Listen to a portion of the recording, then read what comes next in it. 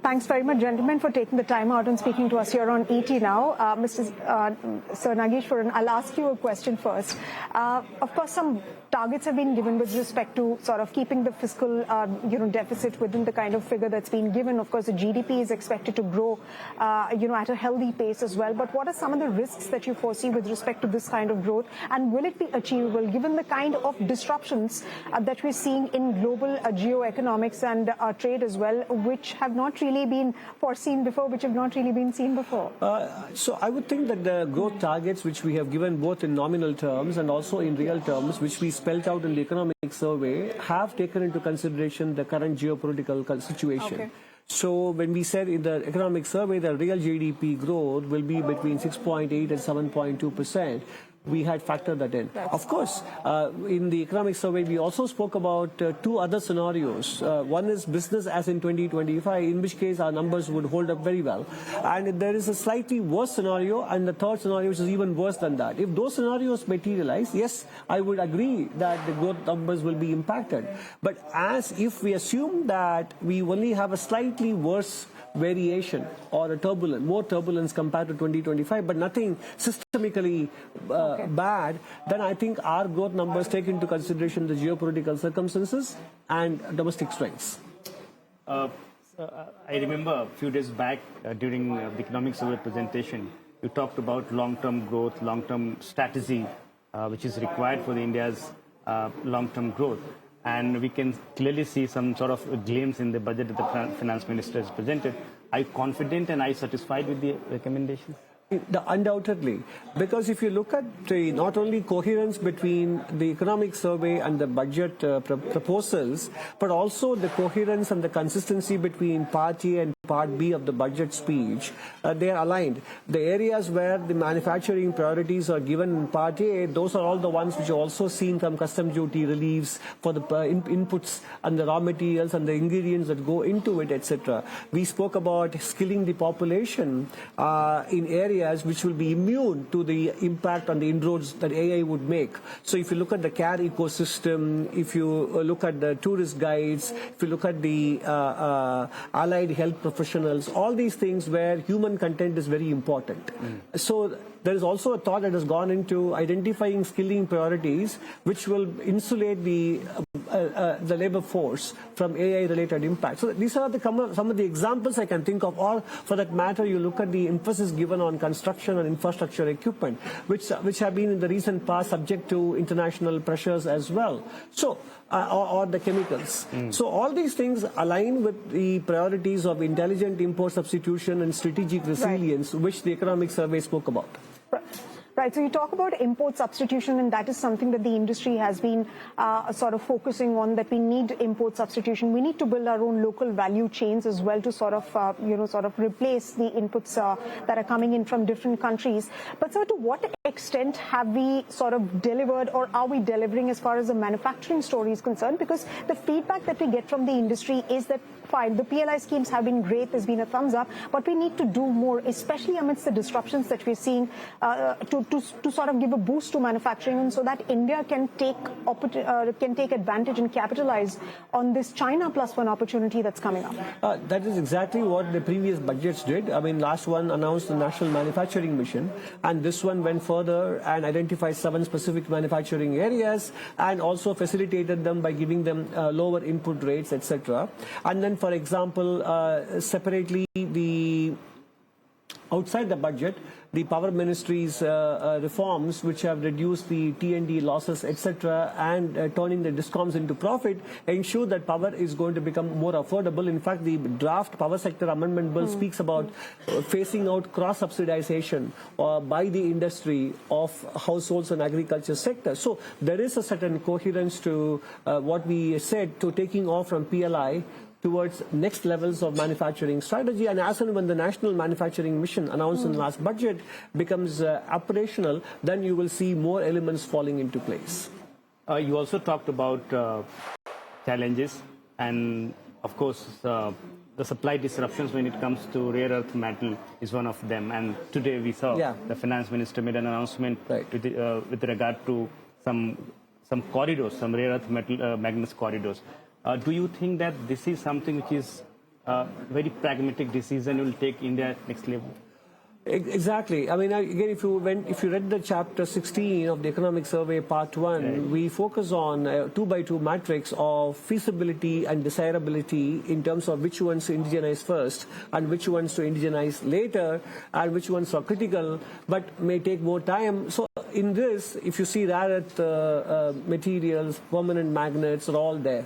So in that sense, there is an alignment. So it is a very significant step in taking India in the direction of getting our manufacturing aligned with our strategic as well as long-term priorities. So just one follow-up question on the rare earth magnets concern that particular sector is concerned. The kind of disruptions that we've seen, of course, nations including India, we are looking at striking deals with several countries. We've seen the United States come here in Southeast Asia and they have struck deals with very many countries. What is India's outlook as far as gaining sufficiency in rare earths is concerned and some sort of a stability as far as that particular segment is concerned, because manufacturing in the near term is not going to happen. That's going to take some time. Absolutely. I mean, you're absolutely right. And that's exactly what this rare earth corridor is supposed to be about. It is not just for, it is for mining, processing.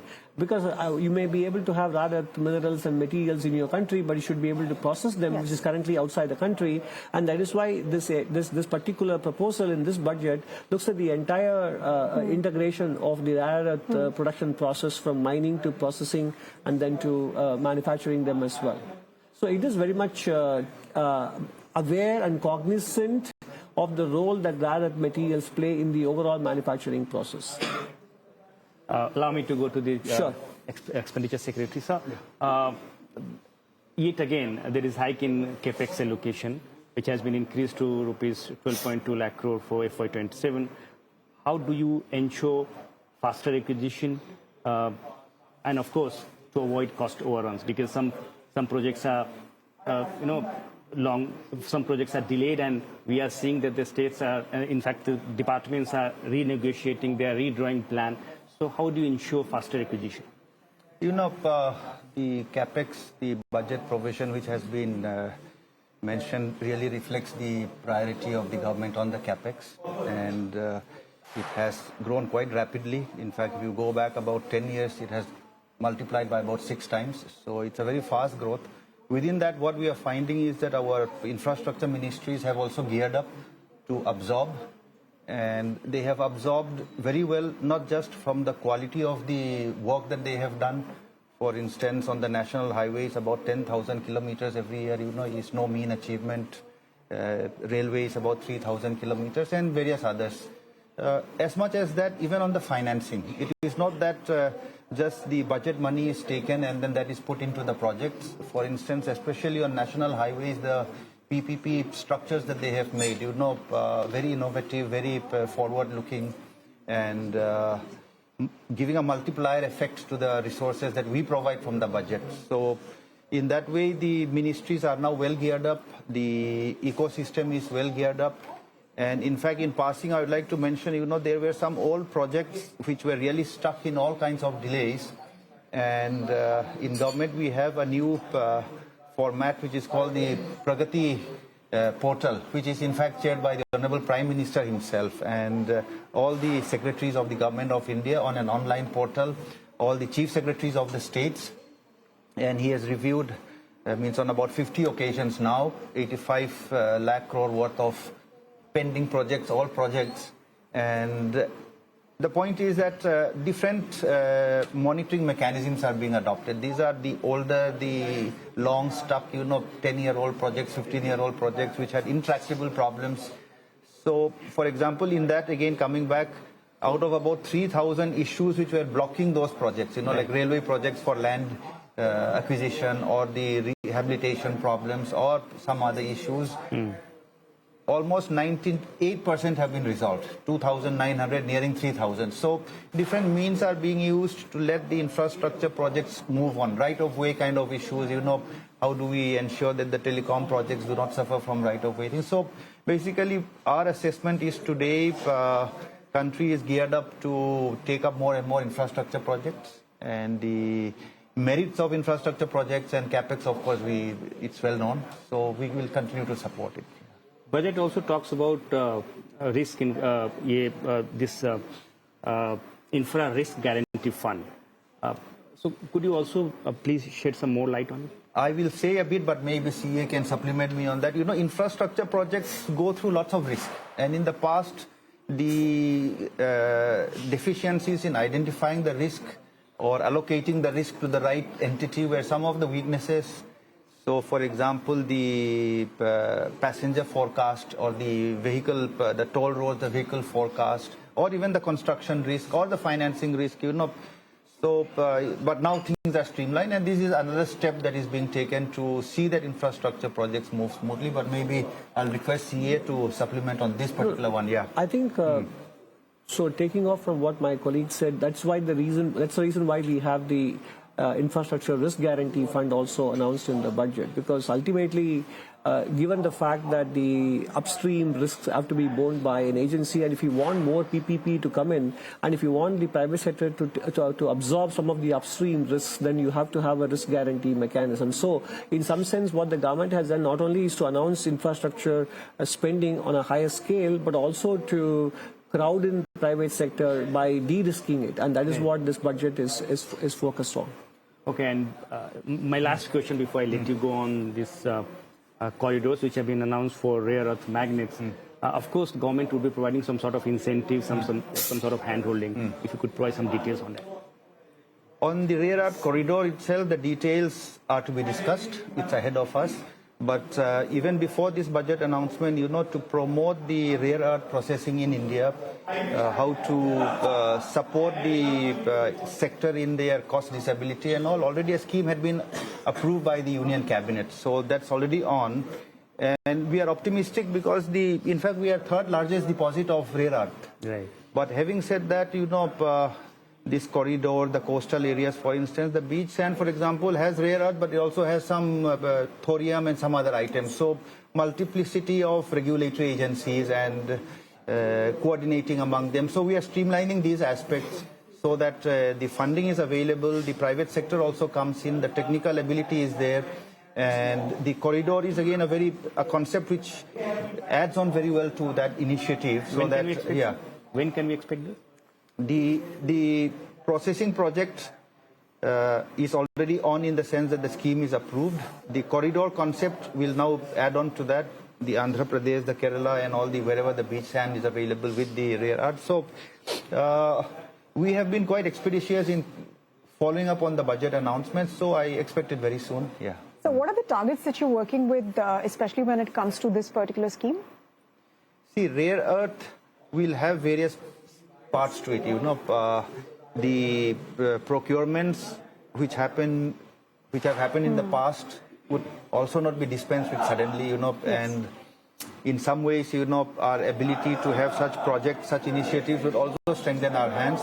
So it's a multi-pronged kind of an approach, and the research on the other alternatives is also going on. So while numbers or time frame may not be easy to distinguish, but it's something, a central focus of the government. Yeah. Absolutely. This is going to be the central focus of the industry as well, as we navigate the challenges on a global scale.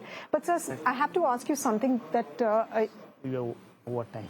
Okay, Yeah. I'll just ask one final question, and I have to, sir, a couple of months back you stated that you'd be surprised if a trade deal with the US doesn't go through by March. Do you stick to those comments? And It was an expression of hope that things would be settled, and I continue to hope that sooner rather than later it will be resolved. do you think that the appointment of Sergio Gore is going to fast-track things between the United States and India? We've seen diplomatic activity pick up. Your guess is as good as mine. All right.